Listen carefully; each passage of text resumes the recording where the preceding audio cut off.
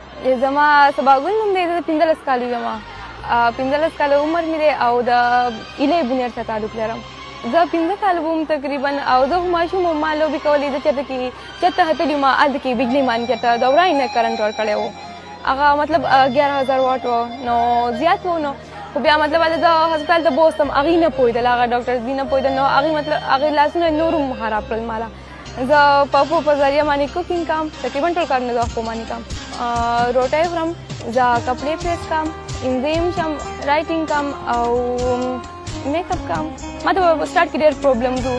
سهار سکول تیارېدل به ما ته ډېر زیات ګران ول او داسې ډېر شي کارونه به په سکول کې به بیا وړو به گیمز کول، ما به نشو کولی. زه به ورته ناست وم، زه به ډېره زیاته خفه وم، خو زه به بیا ټیچرز به زه اپریشیټ کولم، خپل پیرنټس به اپریشیټ کولم. نو بس هغې بیا زه سبق ما بیا هار نه دی منلی، بیا به ما هکه شان سټرونګ شوم د هغې سره. زه به سکول ته تلم، ټول به وي دې سکول ته اوس تلل هسې دي، دا دې نه ځي هسې ځانه ټایم نه خرابوي، دا نه شي ویلی سبق مې ته نه شي تللی. ما هکې ونه ما وایي زه به دې خلکو ته ښیم چې ولې نه شم ویلی، زه به د خلکو دا سوچ بدلم. زما به نور هم شوق را پیدا کړی چې وایي دا خبره کوله، ما په زړه کې ځان سره وي زه به تاسو ته وښیم چې سبق زه ولې نه شم ویلی. زه به داسې په لار باندې تلم، زما پورې ماشومان به زما پسې خندل، ستا پسې لاسونه نشته داسې. زه به ډېره زیاته زه ډسکریج کېدم به، ما به بیا بهر به هم نه وتم زه کور نه. زما مور به مې ژړل، داسې به ناسته وه. بیا چې لږ وخوښي بیا ما مور ته وایي نه مه ژاړه، هېڅ خبره نه ده، زه خوشحاله یم. نو ته هم مه خفه کېږه. زما ماشوم ورور و، د 3 میاشته و، نو هغه هم پرېښی و. زما سره خو مې مور هلته کې به هسپتال کې وه. نو چې بیا کله مونږ واپس رالو، زه خوشحالېدم، زه به لاړ شم خپل ورور به ووینم، څه را منډې مې وهلې. نو زه کله خواته راغلم، زه ودرېدم. نو مطلب ما هېڅ هم نه شو، زه هسې ودرېدم چې اوس څه چلو کوم، دې خو زه اخیستی کړم، هېڅ هم نه شو. هغه ماشوم به پخپله انډیوال نه شو راتلی، نو هغه رانه ویري.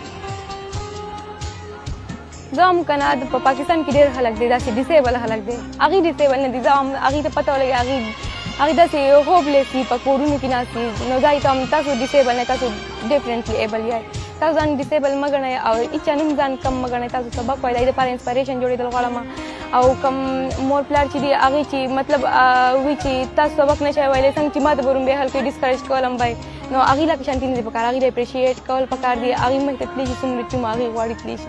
څوک چې زنانه کمتر ګڼي او سبق ته یې نه پرېږدي، پیرنټس له پکار ده هغې پیرنټس ته وایم چې هغې په منځ کې چېرته هم رکاوټ نه جوړېږي.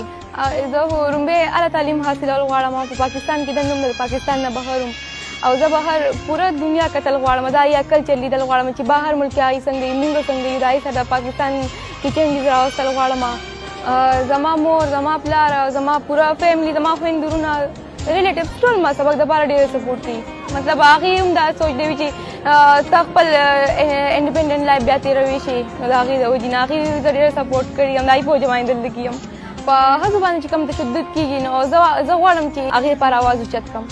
لا مې خواښه د لا سره مې شوق دی او مخې ته به لا کړم انشاءالله، او د انشاءالله ښه فیصلې به کوم، ښه وکیله به جوړېږم، د ملک دپاره به څه کوم، د سوسایټي